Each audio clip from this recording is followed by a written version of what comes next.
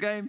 I was Wait, dirty. I'm hovering it. The button? Do you want to do it? Yeah. No, we still need to talk about the teams, though. Taking it back. I'll give you the button, but we need to talk about Bifrost versus JDXL. Yes, sir. This was a lovely moment. Thank you. Two teams coming in from losses. Different sort of losses. On one side, Bifrost brought in early game. They brought in Volley Bear. They tried to go versus Singularity, got smashed. JDXL brought a new mid laner. It didn't quite work out for them, and they got smashed as well. As Timo says, for JDXL... Timo says something for JDXL. Yeah, 1-2, Venzer dies. This is what Timo says on the new skin. What can we expect from this?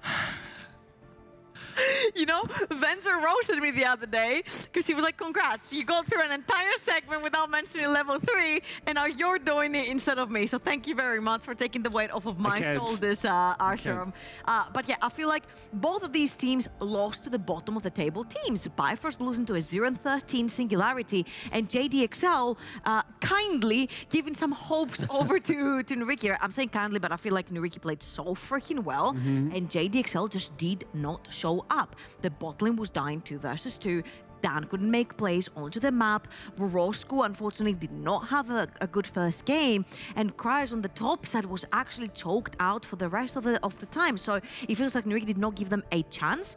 But always when you have junglers like, I don't know if you guys remember at the very start of the season when Dan was on the Nocturne and the team was falling behind, he had this avenue of bringing people back by catching on the side lanes. Right now, the meta does not allow for such junglers, so it's just really difficult to find yourself back into the game, and the same thing happened for Bifrost. Yeah, so I really want Bifrost to settle on identity, right? So the biggest issue to me is every time I look at Bifrost's gameplay, their draft is completely different. So like on one hand, like a couple games ago, they'd have a full Bel'Veth comp where they facilitate the Bel'Veth.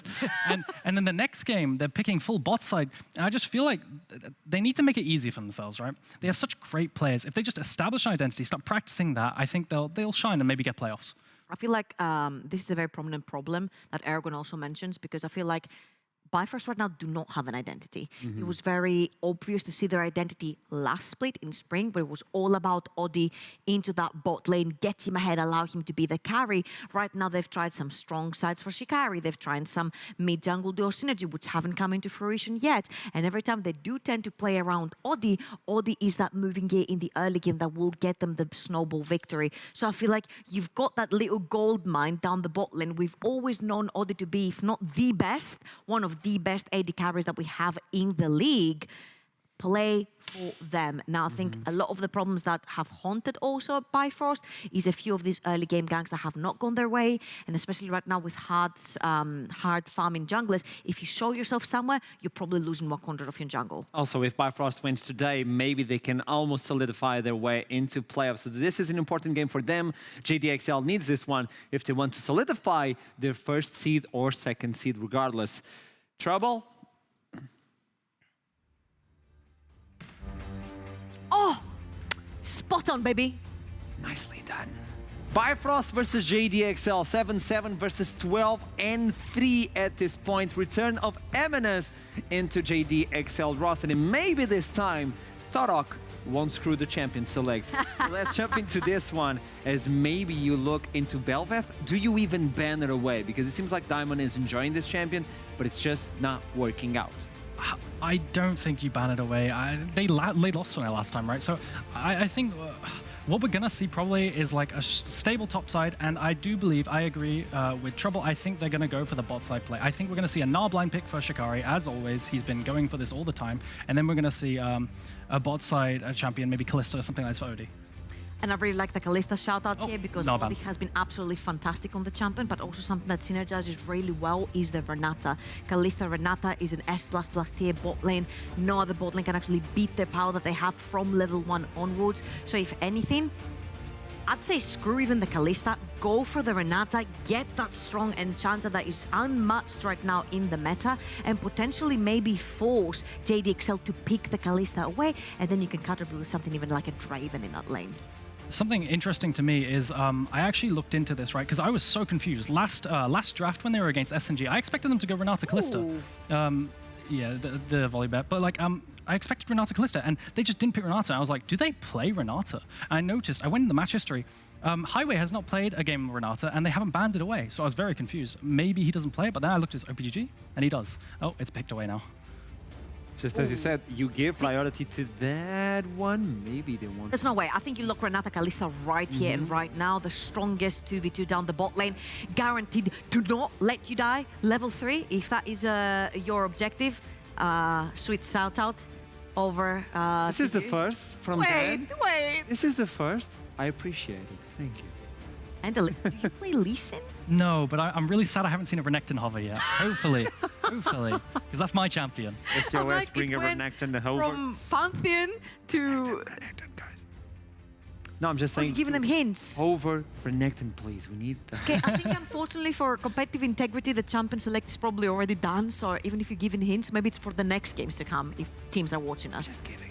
We're just giving the hints away. Another Senna Tamkans. So usually this is probably the safest lane you can play against. The Renata Kalista level 1 guarantees you that you will not be dying, at least at level 3. But I still think level 1, that Renata Kalista can take you down. Now, of course, we haven't necessarily seen it being abused the way it is in the LPL, because the LPL will literally tower dive you level 2 with this combo. Do you farm as a Senna? Or do you play as a support? Okay, so I'm gonna do the meme with like the full equations running in front of my face. I don't think teams necessarily know which one is the best. Whatever is the case though, I really hope that Odi goes for the Kraken Slayer because he is the main damage dealer for his team. So that Senna, whether it's a farming Senna or a fasting Senna, needs to be doing as much damage as possible. So far, I'm really favoring what JDXL have on the map right now. Global presence for that bot lane with the Gangplank and a safe topside pick. I think what we're going to see is, I don't like Shikari's strong side. Like, historically to me, Shikari has been this weak side top laner who never falters, right? A complete rock. But if we were to, I would see Camille probably plus setup in the volley bet into the Gangplank. That's the best counter pick I think Shikari plays off the top of my head. If not, then we're probably going to see them play 2v2 mid. Because right now what we have is a scaling bot lane who's going to be left alone, right? So if we don't want to see Shikari on a winning lane, we don't get to see the Kayle that has been picked versus the GP. Potentially Kayle. I'm not sure if Shikari has Kayle in his pool, but he has played Camille. So that is an option too. I'd say also Gwen is an option for Shikari. He does tend to play it a lot. He does tend to weak side a lot with the Gwen, and he can also be a force to be reckoned with later on in the fight. Now the thing is, your Senna is hard scaling for later on. If you pick a Gwen on the other side, this is also hard scaling. What does your Volibear do in the early game? You need at least a strong lane to play towards, and I would assume you go towards the top side of the map, maybe with a Camille, maybe with a Nari for Fury as well. Now the champion pool has been extremely pinched for Dan as well. Trundle out, Viego. Oh my god, it's a Zach! Finally! I talked with Tarak so much about the Blubber Boy. Yes! He told me, you need to have specific things to bring in the Zac. Okay, we scared him. We're really excited about the Zac because we've been talking about the Zac. We talked with Sofa as well in one of his interviews when the durability patch came through and a lot of the Bami Cinder buffs came through. Zac was always in the picture to be picked. And I really like this because it doesn't necessarily give Sylas right here another huge tool for team fighting. So I'm just so excited to see the Zac. Holy. Oh, okay, so this is a fantastic counter pick from Shyvana into Gangplank. I love this one. It's seeing more play at LPL, LEC, right? And the whole idea is that Shyvana's Q cooldown is so low that you can use your Q to one-tap the barrels on 2 HP. And you can do this consistently. So on top of that, that allows you to scale up. You see these builds with a Demonic Embrace plus Frostfire into Warmog, stuff like this. So I really like this pick. And with the Zac, I just wanted to chime in. It was Oda Omne that said, when it's a Zac game, it's a Zac game, you know? So when it's a Zac game, it's a Zac game. It's definitely a Zac game because of the specific conditions, like you said. And if you want a jungler that can dive, you might see no this way. one. There's a lot of knockups No way. from Dan. But aside from that, it's a complicated one.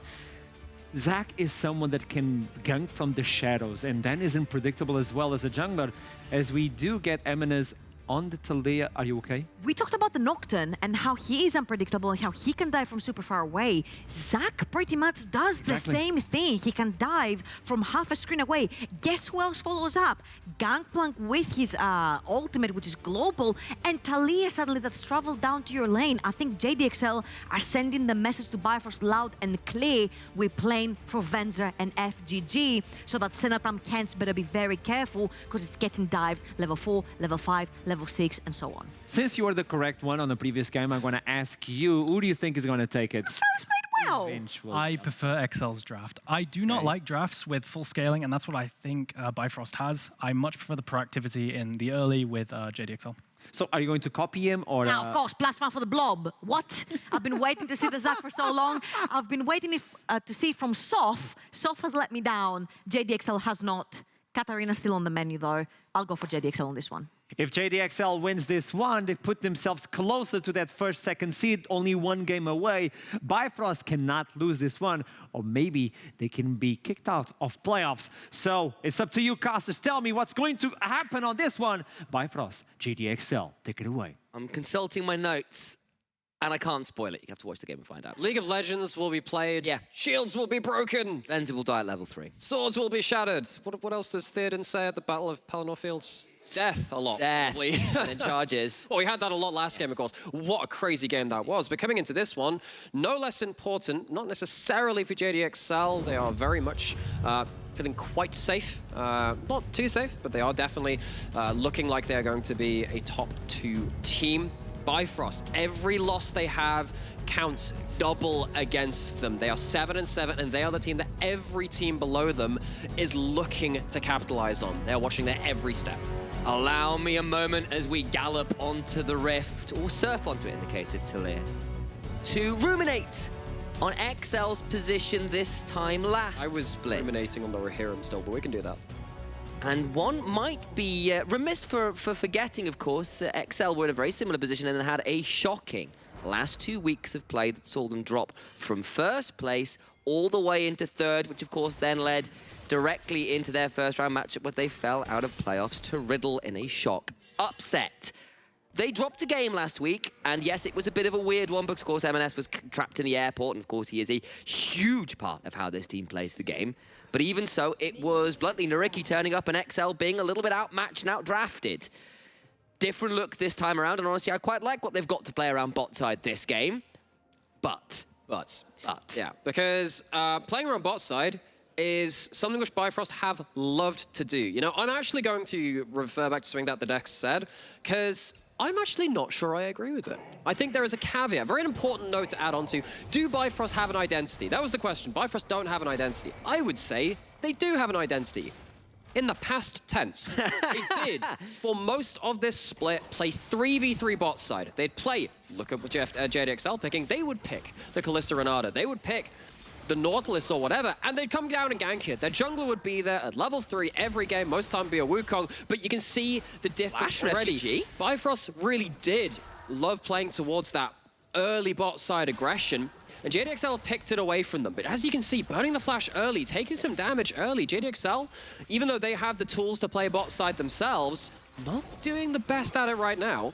And if Bifrost, while it's not them being aggressive bot side, I've got the tools to play defensively bot side pretty well. Double teleport, the ability to steal away the Weaver's Wall, that Gangplank ultimate for Fury on the Sylas, who is an old school Sylas player as well. You've got the Volibear as well, one of the better counter gankers and early brawlers in the jungle. And while the last Volibear performance wasn't as exceptional as we might have liked, we know that Bifrost, when Diamond is on early agency junglers, has been willing and ready to play around his bot 2v2 and to see whether XL can put the storm down enough to punish Bifrost down there. Now, of course, last time Bifrost played, they played against Singularity. They That did. was also, I believe, Diamond Proc's first Volibear game. It was. So he hadn't played it before. He'd been shying away from it and going towards the Wukong. Now the Wukong's been nerfed and obviously banned away a lot, specifically from the team because they loved it so much.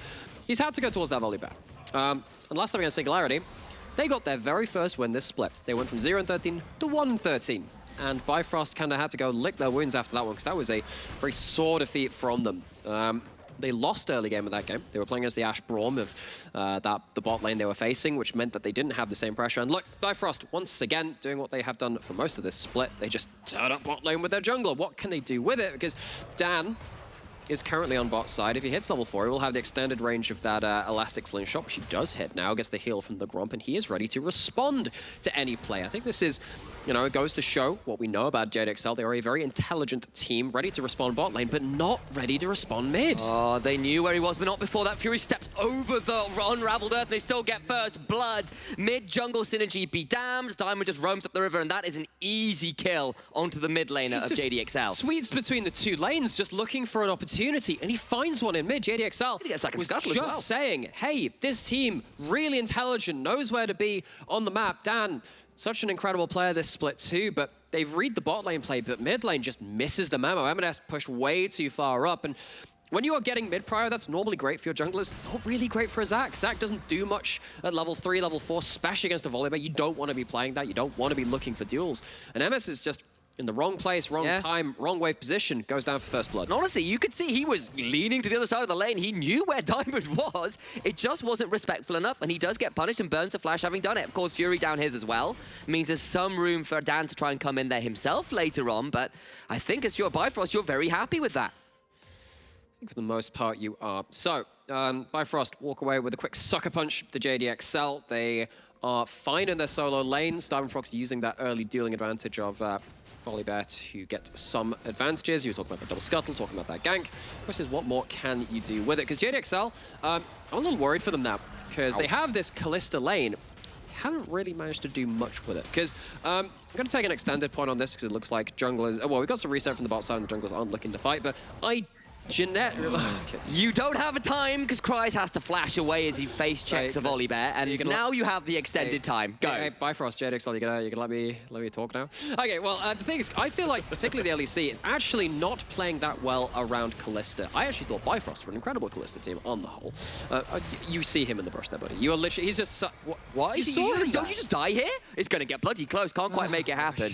And Kryze gets to back away, does have the teleport, so shouldn't lose too much from this. What the heck? He sees them on the wards. I mean, he's buying up a lot of time. Actually doesn't use the extra summoner. This is going to slow push back towards Bifrost as well, so Kryze's going to lose a couple more minions for it. But on the whole, European teams are not really getting the most out of, and this includes the ERL teams too, although it is better at an ERL level than the LEC team, LEC level. Most of the time when you have a Kalista, you want to send all resources bot. The enemy team knows you're going to send resources bot, everyone knows it, but you do it anyway because it's so good for the game. You get to stack up waves, you get to deny farm, get dive kills, deny an enemy quadrant of the jungle, you name it. But sometimes teams haven't really managed to do enough with that. And in this game, JDXL, they are only sat at a 10 CS lead in the bot lane. They actually haven't managed to do anything. Of course, he picked Zac. Zac is great in the late game, but in the early game, you aren't going to get too much. You don't get to use it as an early game ganker for this bot lane. And I wonder if JDXL's comp, actually with that in mind, is pulling in a couple of directions. It takes away the early game strength of Kalista to maybe let the Zac get into the game, but I'm worried because when I see a Kalista not doing much against enemy bot lanes, not tower diving, not denying enemy jungle quadrants, it doesn't You get a bit impress nervous. me. And I know that's something you've had, that conversation you've had with me a lot, because to you, it should be people facilitating the Kalista, not the Kalista facilitating other people. And that is always risk. Diamond's going to come in mid. They're going to miss the abscond of Duck, but they're still going to keep chasing forwards. Not going to quite land, and Dan was around the corner anyway to potentially punish that. So attempt on mid lane again, but they can't quite get in range this time. And the punishment for the delayed back at the top side was, of course, the Dragon taking a Raptor camp as well. So there's at least that to JDXL, and that evens up the CS in the jungle, which had been going towards Diamond's favor, but he's got a fair amount of his own quadrants to clear right now. And we'll kind of check in with that a little later. His top side is a slight lead to Kryze, but nothing too much to write home about. And now that Shyvana's hit level 6, 7 even, and has Dragon's Descent available, is in a dangerous position as Fury does end up taking Naya. Needs to be actually in a lot of worry here. No flash, will not quite fall down to 18 HP. Close run stuff. M&S here. The damage check doesn't quite work out. No Kryze, flash. And there's a Dragon's Descent, and that's looking like there ain't no St. George in the top side. They'll get that one. Fury survives the cannon barrage as Dan went looking for the kill onto the Silas. He'll steal away the Raptors for the second time, but I think the kill onto the Gangplank is more than worthwhile. What a disjointed early game. Fury's actually staying under turret. He knows Dan is here. Oh, he's caught out. He's so caught out. Don't know about this one. Tomish damage! Fury turns it around. Solo kill onto the solo kill king. M&S just doesn't count the cooldowns, doesn't space correctly. You know you can walk up and sit at the edge of your Q range, and he gets too close. What a mechanical misplay by M&S. We are not used to that. And we know that this guy can sometimes be a little bit streaky, but that is not what you need to see in Kryze with no flash, a long way up. That's him throwing down the cannon barrage, and it's the sign to go. So, starts off with this top side play, but this is just a whole comedy of errors from JDXL. Top lane gets hit by the Volibear. Then the cannon barrage already used in the enemy jungle. Fury survives, and then the wave gets cleared out. But look at this, M&S, you don't need to be sat up this far. Doesn't count when the minions are dying. Takes a turret shot for basically no reason, greeting for a kill. Gets too close and doesn't have the minefield up, the unraveled earth to stop the stun and stop the dashes coming through. And M&S just miscalculates the play. And let's be real, I floated a little bit of a teaser of a storyline of something. It was probably a bit extreme, a bit of an attempt to aggravate and throw out some discussions rather than being a completely true statement about XL's last couple weeks in Spring Split, where they dropped a few games when they shouldn't, and I 14 and teased 4. about it. Are we seeing a little bit of this happen now? This is 2 games in a row where some of these plays early have been really suspect from XL as Venzer. A long way from level 3 and didn't die at that level this time, so congrats to Venzer. that curse can die this game. No, and that is definitely something to bring up, right? Because now JDXL JDXL, for most of this split, were an incredibly dominant early game team. They were undisputed best early game team in the league. And now we're seeing a number of games back to back to back where that's not the case. They are not really impressing us in the early game. They've fallen apart. They've been exploited, and now this bot lane, it has sums, it has ults. What can it do with it? Does land a handshake. That's pretty good news. Of course, FGG will flash for that berserk with the hostile takeover, but it's both flashes down for none from Bifrost. So they'll take the summoners and move away 40 seconds or so on this dragon. And you're happy with that, because that means that's no longer a bot lane which can play nearly as aggressively. You don't have that hostile takeover to make a big team fight play at some point, which means JDXL are less likely to find wins. No unraveled earth for M&S, so he needs to be a little bit afraid here. The chain lashes start flying, and M&S, no seismic shot, but does have cooldowns. Not the best angle on the threaded volley, though, so just... I wonder if there is a flash kill angle from Fury coming up there. That's not very much HP. The bot lane is where it's in danger. Diamond gets handshook backwards, but that's the let's bounce down from the Zac.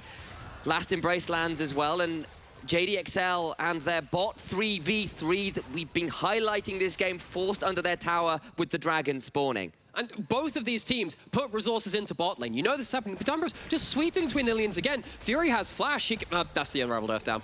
He's going to be in trouble. Flash, thundering, smash, and the storm is brought down on Talia's head, and there ain't anywhere to lightning rod with that one. Lightning beats rock. Oh, JDXL, they're looking uncoordinated. They're looking like they're making these uncharacteristic errors. Dan trying to clean up something, pick up a wave, pick up whatever, doesn't manage to cancel the Herald.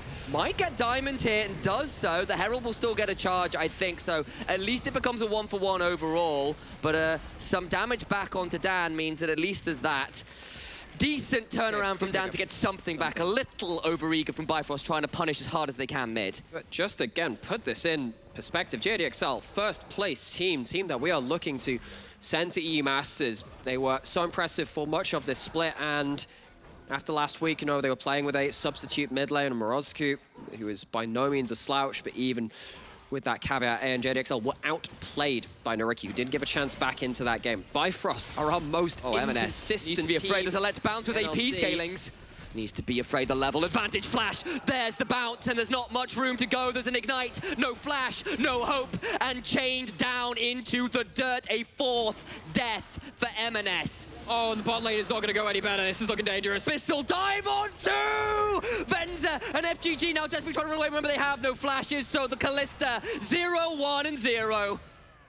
What a collapse from JDXL. This is uncharacteristic. This is uncoordinated. This is unbelievably poor from our first place team. Gotta call it as you see it. And M&S gets caught out early into the game by a volley bear going between bot and mid. Just doesn't catch the memo, as we were saying.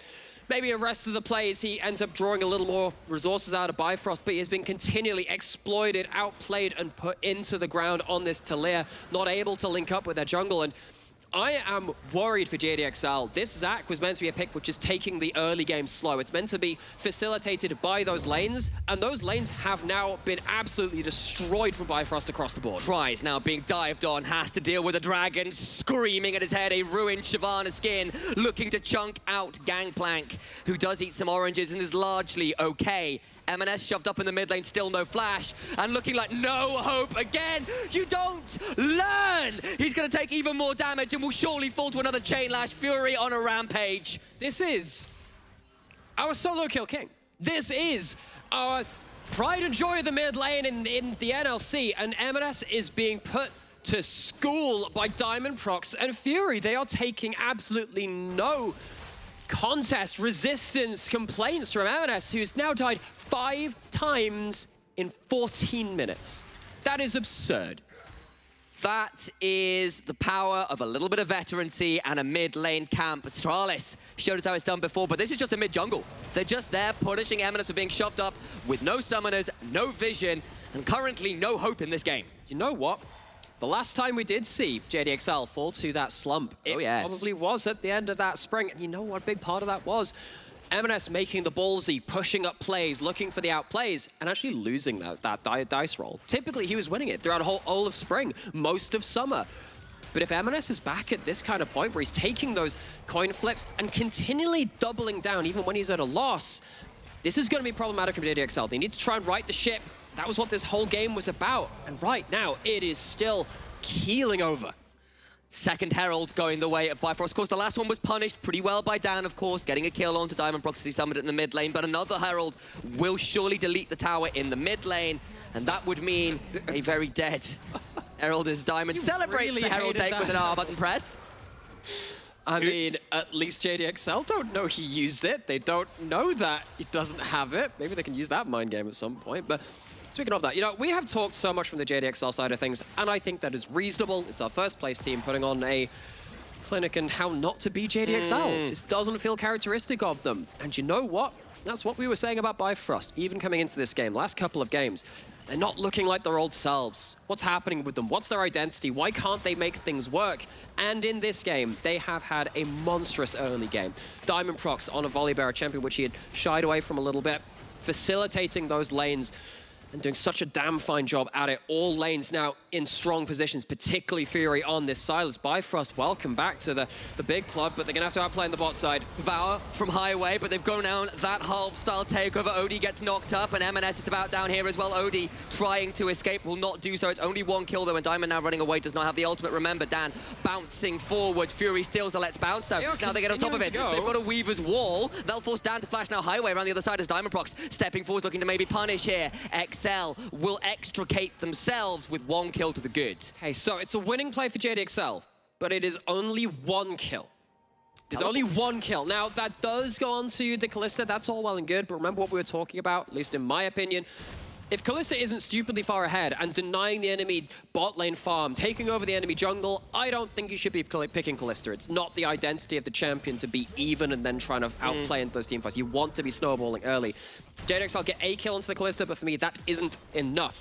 This early game hasn't been enough, and Bifrost are more than happy with it. At least Cries gets some gold. At least takes down that turret. That is something for JDXL to work from. Problem is, 4 members from XL had to recall, and without using that second Herald, they get mid lane first turret. They get a turret in bot side as well. And yes, you've got a kill and a turret in top side, and that is great news, and it does even up that gold in top side pretty well for Cries, who had been falling behind just a touch.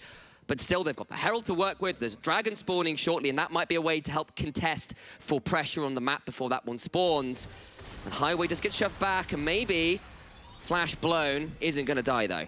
Yeah, I think he chooses to use that flash basically to save him a load of HP. Does have the teleport if he wants to reset for the dragon. It's now spawned a mountain dragon on a mountain rift. Very important in this game with a lot of beefy members. JDXL have first entry to the river. They don't have the Kalista ultimate, importantly, though. Watch how that happens. Watch how this first big team fight happens. That's a big test for Bifrost. Their initiations recently have left a lot to be desired. Okay, so this will be our first proper 5v5 of the game. Diamond looking to maybe summon that Herald in mid lane, but that will allow a window here for the Dragon to potentially be started. Chainlash will start it up from across the wall, and Fury looking for a flank. No ultimate stolen yet, but can look for one now. Steals away the hostile takeover. Out it comes, boiling across the rift. Lands onto 2! Renata is gone, but on this side, Odie is left out to try, but a Devour will keep him alive for now. The Gangplank will steal away Highway, but Odie flashing away. Dan goes bouncing in, will not quite secure the kill, but Cries and Venzer to the backside, looking to turn this one out. Fury dominating, gets a hold of M&S, but look at Odie, still alive, finally falls. Shikari is a dragon, crawling alive. Venzer trading out with Diamond full of spears, but he will surely die, but not quite. In the pit, Fury and Shikari get the dragon, though. Oh, it's an absolute mess. Bifrost maybe looking for a stronger teamfight victory than that one, given the gold lead. Venzer's overstayed in bot side. He'll have to say goodbye to his life with only 100 HP to his name. Fury made a mess of the team fight, will make a mess of the AD carry to top it off. Rammus is okay, but Venzer is not. He got the kill on Diamond, though that was damn close. And Fury, this member we've seen be so quiet over the last few games, now 8-0-1. It was a messy fight, but it was one that Bifrost come out on top of. But the thing which is confusing to me, JDXL see that Renata ult charging up and flying at them. Why do you go in at that point? Feels like a very mistimed engage, and they just about muddled through it with M&S managing to clue into the actual engage, but this becomes so scrappy, so messy, that of course the Silas is going to be the one that really wins out through that, especially the amount of gold that they have. Look at the solo laners go from Bifrost. It is a messy fight. I do think that JDXL get more from it than I thought they would do on the way in, especially given their relative levels of power and how far they'd been down in the early game. But it's still a win for Bifrost. Shikari looking to start hunting Atalia. The dragon roars, the flame breath starts spinning, a seismic shove will force her back briefly. But another E landing, continuing to hunt for more, but even with the twin breaths around, not enough to quite chase down the Talia this time around. And the thing is, it just forces M&S away from the side lane. Has that ultimate, can join it, whatever fight they want, but if they're half HP, less likely to do so. And Shyvana doesn't really care that much about ult cooldown if they are currently hitting waves and just auto-attacking. Reminder that for Shyvana, she does gain Fury stacks over time. That is, of course, when that reaches full, she gets the ult. She also gets it from auto-attacking. If you're in a side lane, you're auto-attacking like Shikari's doing there. You can already see that's a quarter of the cooldown back. He's fine to trade his ult for poke and use it on a lot of cooldowns. Gone for the Warmogs as well here. Really happy to trade that ult HP for the trades. It's off cooldown so quickly, and then just heal straight back up when you're back in your standard human form, build up that Fury and be ready to go straight away again. And yes, Venzer's hit that 2 items, but last fight he spent the entire time running away from Diamond Brox, not hitting anybody else. And you need to get more out of this Kalista. You're at 0-6-2 Talia in the mid lane. You're really looking at this gangplank and hoping that he, with the 2 items, can make something happen in these fights. Yeah, 0-6-2 for M&S. You know, don't want to harp too much on it. Obviously having a very poor game, but M&S, we've come to expect so much from this player. This is normally the rock, the playmaker, the explosive play for JDXL. They're looking for an engage right now. Power comes through. That's Fury going golden. The cannon barrage comes out, but Fury with the stolen Let's Bounce gets taken up with the hostile takeover. 1 dead already. That's Diamond Prox. And actually XL win this fight. Jungler and mid laner dead alongside the support. Shikari wasn't there.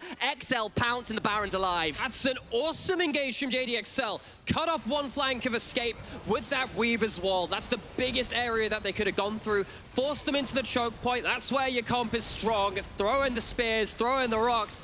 JDXL, they set themselves behind in the early game, but what a teamfight engage was that to bring them back. Incredible stuff. The hostile takeover, the Let's Bounce, the Fate's Call, it all layers up, and there ain't no healing through that amount of CC and death. Oh, what? We were throwing a lot of questions towards M&S, and why wouldn't you, right? When you're 0-6-2, anyone would have questions on them. But that is a great combo between him and Dan. Just force them into the right kind of right choke point, cries, barrels, ultimate, everyone firing into this very condensed space.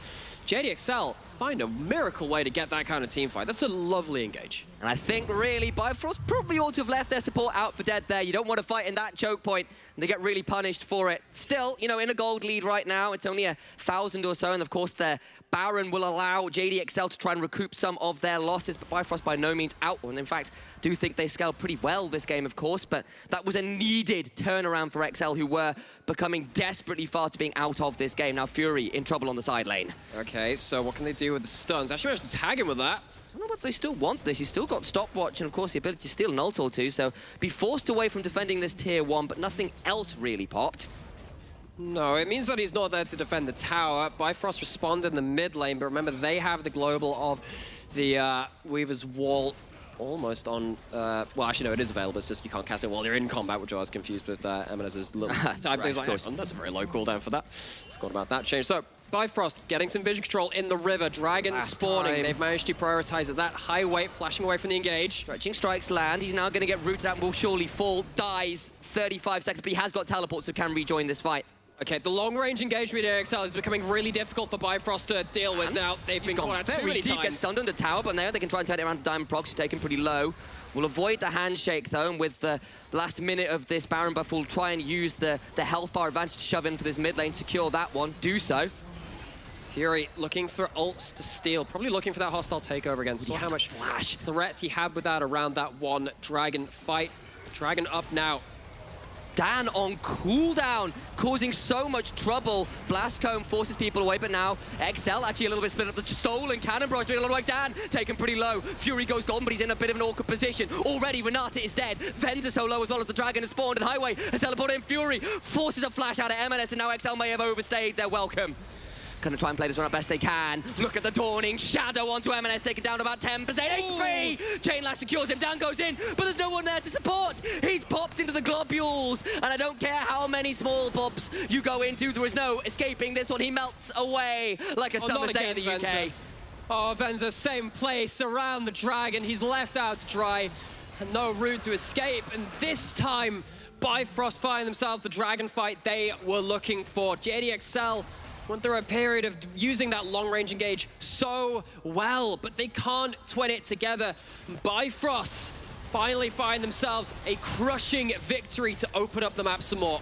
They do, and with the death timers, they can maybe look for Inhibitor, but they decide against it. They'll back away with that tier 2 and another Dragon to their name and put themselves back in control of the game after that lost Baron. Let's have a look at this again, because honestly, Dan goes in and can't quite make it stick.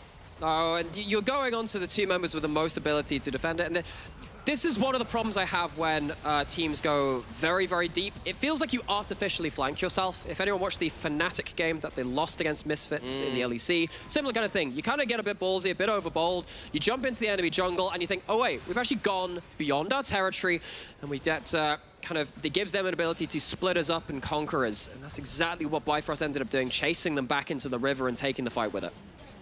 Indeed, it does. It secures them a Dragon. It secures them another team fight victory. And Bifrost, a team, we had some criticism about their team fight decision-making over the last few weeks and games. Looking a lot more cohesive in this one, though, of course, a lot of that is off the likes of Fury getting strong early on. Now, though, about 2 minutes until the next Baron, 4 until the next Mounted Dragon. We should have a little bit of a lull time before any more action, though. This is the NLC, and I hesitate to say that out loud. JDXL, though, how much would it mean to the rest of the league if they were to lose there? We were talking about the battle for second in our the battle of the big boys earlier, and words which we may or may not have replaced in that title. But no, JDXL lose here, and you have a couple of games to end out the split. Actually, that's not a battle for second anymore. That is a battle for the top. JDXL, after they dealt with Riddle, after they dealt them a big defeat, you would have thought they were solid, thought that would have been it. They only had that one loss to X7, then we lost to Nariki. Potentially could lose another one now, and what a sense of... Looking for an angle, Highway getting jumped on, Weaver's Wall coming through, but Fury on the other side steals away the Let's Bounce. Highway is dead, but the turnaround beginning to get very messy in here. The Berserk throws Shikari for a loop. He survives for now. In goes Fury into the backside. He finally entering. Dan chasing in, but have they gone too deep? Fury so low, can't heal. He's now burning down and likely dead. They punish so well. XL managed to find 2. Oh, JDXL find another fight in a choke point. That's what they've been looking for all this time. And Bifrost kind of give it to them. JDXL just kind of defend where they think the next ward is going to be put down, and they punish Bifrost again. Weaver's Wall alters the terrain, helps make those choke points. Now Bifrost, a couple of times now caught lacking at this point. Weaver's Wall cuts off one side, barrels, cannon barrage. Look at this utter kill zone they set up. Really, really nice way to control these fights. Doesn't matter if your front line is as strong as a Shyvana or a Volibear when they've got this amount of gold. It just does not matter. The amount of damage from JDXL, so high. Doesn't do Fury. Definitely not getting as much healing as they thought they might out of that one. And, you know, credit as well to XL for finding at least an angle. It'll earn them control of the river as the Baron is spawned, but they have burnt a fair amount in that engage, so no cannon barrages yet. Could be a pivotal moment. Such a key part of this combo so far. I'll throw it out there. This is the most impactful 1-7 Talia I've actually seen. It's been a while. Ever. Here we go. With this amount of... The thing is that ultimate doesn't scale off anything, just your levels. Now JDXL using this momentum they've gained to start and take the Baron. And with Ren, there's no way of getting in on that one, but XL might still have trouble escaping from the pit. Dan looking for a turnaround, misses the elastic slingshot, gets slowed down by the chain lash. Fury looking to maybe go a bit further. Shikari slowed down though, and the range advantage proving problematic as Diamond Procs ults over the wall, looking for an angle. Has got flash, could try and get in onto Kryze, he'll keep him away. Dan finds distracting strikes, but it's going to be thrown down and dies. Massive stolen hostile takeover. Now the rest of Bifrost can hunt down the remaining members. It's a stolen hijack, a stolen Fate's Call, I apologize, a double for Shikari. FGG falls, and they get the Baron, but everybody else is set up to fall. Only Cry survives for now. He's got Flash, and he might just about get out alive. I call it a Fate's Call, why don't you? Fury pulls in an extra member to deal with that pesky, slippery Kalista, shuts them down, and JDXL, that was meant to be their game-winning fight, but I feel like maybe they overshowed their hand. They overplayed it a little. I think they maybe could have just left a couple of people to die, escape with the others, because this engage here from Dan, I feel like that could have just gone away. Keep your ranks together, keep it there. Cries, similarly, maybe just back off at this point. They're trying to defend the disengage, but at this point, you've kind of used a lot of your big cooldowns. You don't have that cannon barrage, and Fury gets to open up for the first time. Oh, no. The last embrace kills down, and he flashes to get it onto 3 people. Good. Oh, that's a disaster. It's one mistake amongst... The thing is that is a mechanical misplay. That is. I think the bigger misplay is actually choosing to defend this retreat as heavily as they did. I think you give up 1 or 2 people, you let the others escape. But the fact that they die with that many people is really, really bad for them. It means that you have lost your resets for the next dragon. It means that you don't get to use this Baron while it's in its kind of fruition. Cries, sure, gets to push in that side lane, but for me, that is a mechanical misplay. The small part, big part is, why are you even fighting it? Yeah, and honestly, I think that statement is probably more apt here. Why were you fighting it? We've seen some slight positioning errors and overextension from both teams, and apart from that, Actually, just the range of engages Yeah. is so extreme from both of these teams that you can get caught out where you're not used to it. Highway in particular on this Tahm Kench has been burned a few times here, and maybe part of that is just you're not used to playing against this level of incredible range engage, and he's a younger player here. And that has kind of burnt him a little bit when you're supposed to be playing this defensive frontliner in the Tahm Kench. But even so, Bifrost at Mountain Soul Point with 3 Mountain Dragons behind it. Very strong as this game continues to scale on. The Senna ever scaling, as well as a 10-kill Sylas is nothing to sniff at. And they are very much the ones in control, even if they did lose the Baron. Yeah. And Bifrost, for all their inconsistencies, are giving us a hell of a game in a matchup which we kind of doubted they would be able to take, particularly after the game that they lost versus Singularity, as Diamond Prox was saying on that interview. It's a disaster. You are not supposed to lose to the bottom place winless team. That's not supposed to happen. This team was in the finals last split, and yeah, we've kind of stopped referring back to that because they've had such a difficult split so far. They're actually barely hanging on to playoffs. But a win here would go to a long distance in silencing some of that criticism and get them more firmly onto the radar. Watch for the vision control. Venzer and FGG forced away, but this choke point proved doom for Bifrost earlier in the match. They've done a lot of work with this Renata, with this cannon barrage from Cries, but now they must hold the line for the next 5 minutes. Well, Dan off vision in the Raptor pit. It's an old school Zac combo. Gets in onto 2, but I don't know whether that's going to be enough. The turnaround is pretty good from Bifrost. They get a massive root into that Dawning Shadow. Over the wall comes Shikari, throwing down the fire and the Fury. They steal away the cannon barrage, and now they throw it down in turn. M&S left out in that massive rain of bullets. Odie gets it with a flash forward and a piercing darkness to put him into the dirt. FGG flashes forward for the hostile takeover. They'll turn it around onto Diamond Prox, who goes down, but it's still 2 dead. It's still more. A triple for Odie. Can he make it even more? I just don't know. Cries and down remaining, and Bifrost melt through the remains of XL, and suddenly they are looking down the straight. Have a teleport coming up in a couple of seconds for Fury, going back to base, topping up an HP. Literally, they have a barrel chain to work with and a little bit of Zac damage. How can they defend this? They've got to hold on, or XL are about to face down the barrel of another defeat. Cries faces the Abyssal dive, and the Abyss stares back. Dan gets dived on. Bifrost are back, baby. XL fall. Bifrost trying to get into that net even for the first time, 8 and 7, and JDXL, they were sitting pretty for a little while in first place, taking another loss. That is getting precarious at the top.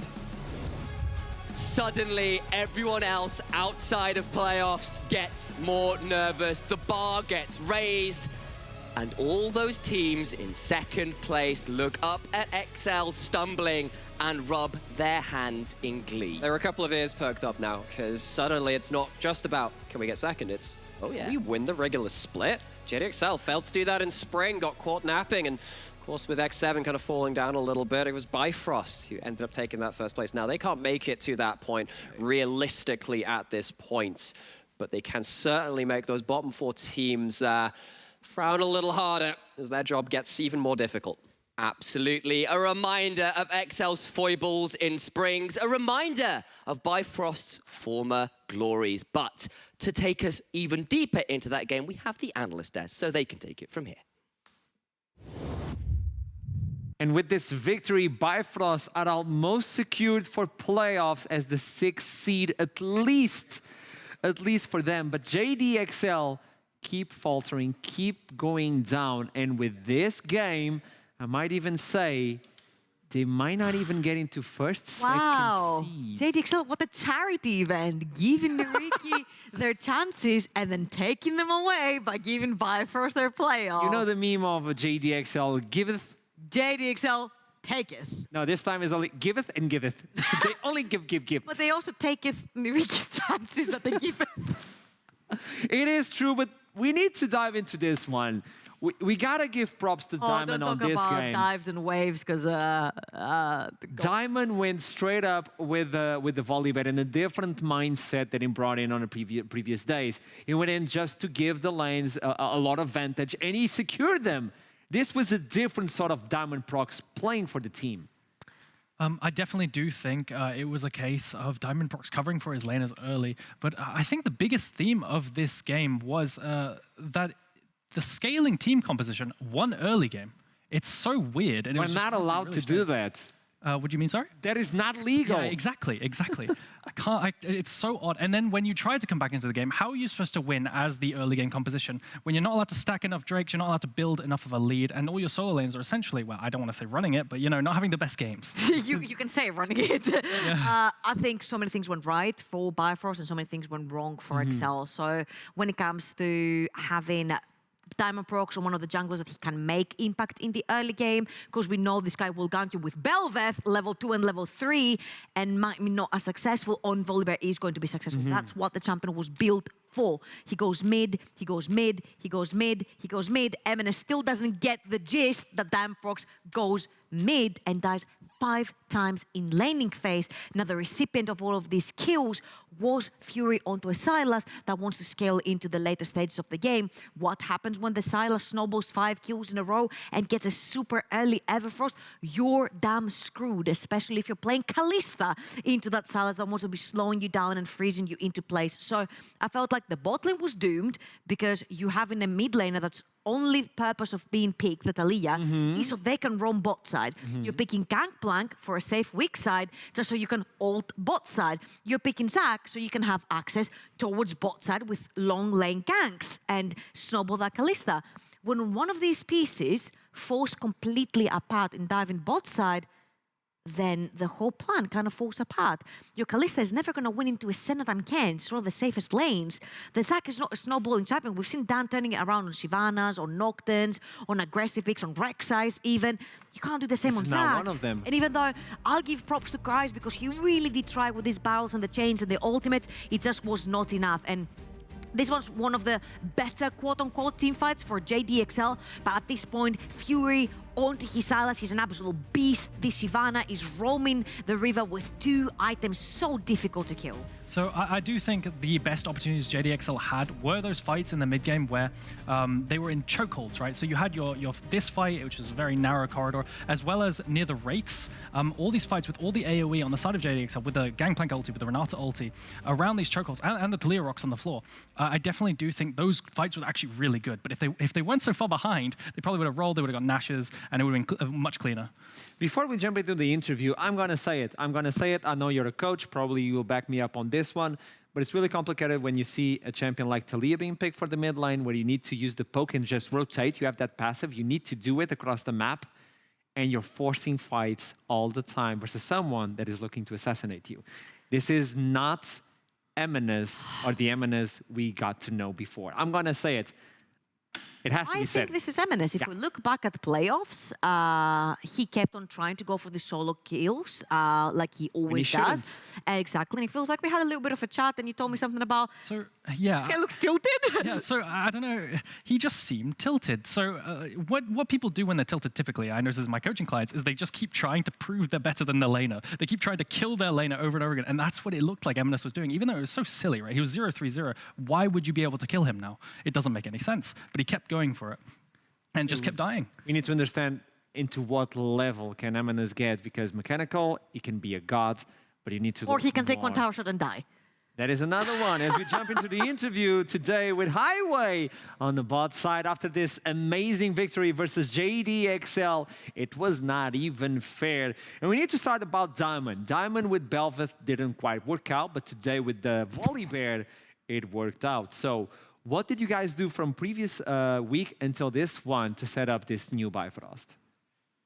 I mean, so from the inside, it just feels like since the beginning of the split, we've tried so many different things that we didn't really improve that hard because of the variety of playstyles we tried in scrims, right? And we just tried everything, you know, Lucian, Nami, Kalista, Senna, you know, there's like legit everything you can play, we tried to play, and we thought we would be able to basically make every single playstyle perfect. But, well, it didn't work, as we sadly noticed the last week where we lose 0-2 and we also lose to Singularity. So basically the conclusion was to stop trying and to play everything and just focus on one or two things and just make them, you know, like basically back old Bifrost, right? And then we actually haven't lost like a single map in scrims the last 2 weeks. And so maybe, you know, maybe we are back, and I'm very happy for it. Welcome back, Bifrost. I was just about to say the same thing. Welcome back. We've missed you, by the way, here at NLC. Another big question is, I know Fury is an emotional guy. When in defeat, he suffers a lot. We all know this. But in victory, he's quite vocal and quite happy. How were the comms when Fury was styling on Eminence in the mid lane? I mean, I don't know. I guess he seemed happy. He was like, usually he's not that vocal, and he was actually very vocal this game. Like, he was able to lead everything, even though we made some mistakes. But I think it's mostly because I made some mistakes. It's like I didn't realize that like when you play fasting Tampkench, your job is to be front lane, right? And like this game, I exactly thought that would be my job. But then, like, you know, Zach jumps in. Also, sometimes I play Fog, and then they randomly throw three blue trinkets at me, and then Zach jumps. It's like it was a bit awkward to play TK this game, but I guess, I mean, I had to learn, and then the moment I started respecting the Zach permanently and playing more like this TK support, then we just win the fights. But when it comes to the Fury, I mean, obviously he was very vocal throughout the game, and yeah, he hard carried. It was mid-gap. Mid-gap, now we'll look into the rest of the split. This victory puts you guys so close to securing that last spot for playoffs. You only need 1 or 2 games maximum, depending on Nuriki and Vanier's schedule moving on from today. How are you feeling? What do you feel are your chances? And if you do make playoffs, is this new Bifrost a Bifrost to fear, or you guys are still shaky? I mean, since the beginning of the split, we've been doing really good in scrims, but like it seemed like we just our mental got a bit, you know, affected throughout like the recent, you know, events, and then I think since the beginning also, like the playoffs were not the goal. The goal is EU Masters, and that's still the goal. So yeah, we're gonna go for it, and we're gonna go to go as high as possible in the playoffs, and like in EU Masters. Hey. In order to get to EU Masters, you need to make playoffs and you need to be high ranked, because we only have 2 seeds that I know of. So congratulations. Welcome back, Bifrost, I say. And good luck on this one, Highway. You guys did amazingly today. Have a nice one. Okay. Bye-bye, guys. See ya. Bye-bye. Bye. Bye. Double wave. We like double wave. Mid-diff. That's Mid-diff. all I'm keeping right here, because I feel like, man, I've missed Fury on Sylas, on Akali, on LeBlanc, on Ari, on things that he can take control. He can take 1 or 2 or 3 kills, and then his teams know they can rely on him to snowball his victory, and he did just that. He didn't get 1, he didn't get 2, he didn't get 3, he got 5, but that was the catalyst of XL's downfall. The guy on Sylas and on Akali is just a different beast. I'm super happy because at the start he said we needed to stop pretending we could play everything and to establish said that, right? You identity. said that up. Yes. Exact same thing I said. I 100% believed that, and I'm really glad they fixed themselves. Yeah. And also, we can go back to the meme where you have someone saying, okay, I like this, but this I like more, which is Fury on Control Mages. It's good. Yeah, you did good, but Assassin Fury, oh boy. Yeah. This is what we want. put him This right is what we here. need. Welcome back, Fury. Now to the other side, JDXL are now facing a situation. We were looking into this team to be top 1, top 2 minimum throughout what they presented to us throughout the entire split. Nowadays, this could be a team that could fall to 3rd place like they did in Spring Split. Is the curse coming back? I don't think it's a curse. I think we need to be extremely realistic. I think a lot of the time I felt like Excel were a little bit ahead of the meta. And they Okay. were bringing in like sassy picks again, like the Nocturne, the Vanas and all that stuff. And they were catching people off guard and it was working for them. I think at this point their weaknesses have been exposed. Last week versus Nurika, obviously you had a new mid laner. We've seen Morsko at EU Masters, and unfortunately didn't work for him on the Sylas. Now coming back into having Eminence, it felt even worse. It feels like, yes, Morsko didn't do much necessarily, but it felt like Eminence not only didn't he not do well, he actually harmed the team by dying so many times because somebody was the recipient of these kills. So it feels like mid lane is a constant weakness for JDXL. If it's not Venzer dying level 3, at least then, you know, he learns how to turn this around, then he takes control of the lane later on. We know it's a meme, obviously we don't mean to put any weight on the guy, but I feel like the weakness in mid lane remains for JDXL, and when your middle piece of the map is falling apart, the rest of the map is going to follow suit. I'm going to say, Venzer to me is like a Super Saiyan. When he dies, he gets stronger. It's part of the meta. That's why I want to talk with him, because he's waiting on the other side of the interview. Welcome back. You're the Super Saiyan, my dude, but you didn't die this game. You did Oh wait, good. wait, why am I here? I didn't know there was interviews after Game 5 of scrims. Why am I here? Just to suffer? Just to suffer. Let's talk about this one. I know this is a rough one, by the way, Venzer. We need to stop making bets, by the way. It's going south. It's going south, man. I need to understand this I'm telling champions. Torok no more bets.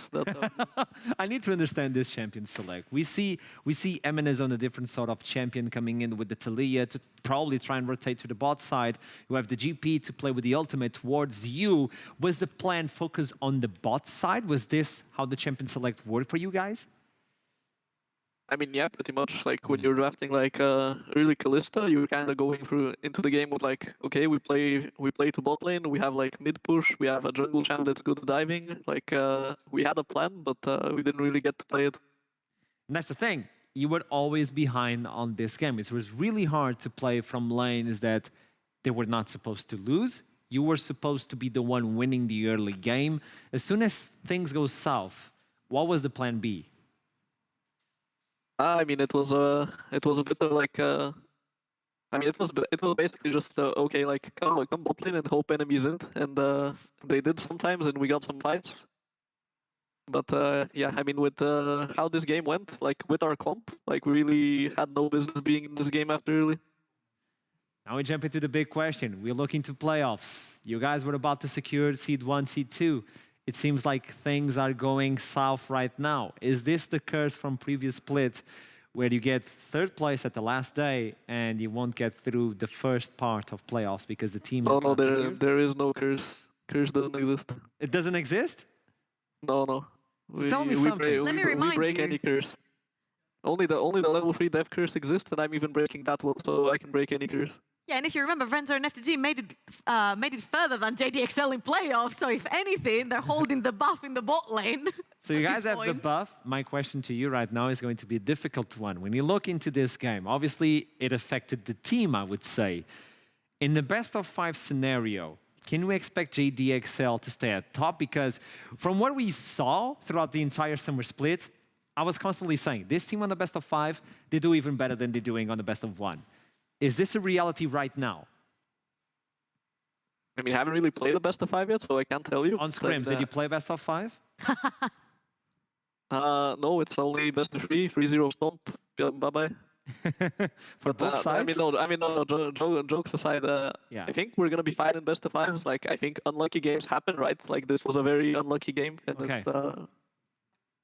yeah, it snowballed out of control fast, and it just kept going worse. But we managed to pull it back later with some fights that we honestly should not be winning. But yeah, if we played like slightly better, even with how early game went, even with like our early game focused comp, kinda like we can. I mean, we're gonna be fine in best of fives. Don't you worry about us. Okay, last question, Trouble. I just want to ask, you've put obviously the background with the sponsors behind you, but now we cannot see where your cat is in the room. Yeah, I mean, that is very unfortunate. Cats and green screens do not go well together. All right then. You know what? I thought you were gonna pull her up from the lap again, and I'm gonna be like, No, you I seem don't- like a I don't villain. have her. I'm sorry. You That's lost the okay, cat. Venzer. You lost I the tried cat. it. It looks really weird. It looks really weird. The cat with the green screen looks weird. Yes, it looks super weird. She's like phasing in and out. It's like she's not real. like my arms right now. You see? The almighty cat. Now, thank you so much for this one, Venzer. Best of luck throughout the rest of the split. Let's see how you guys fare up until the end of it. Thank you so much. Thank Have a you. nice one. Goodbye. Goodbye.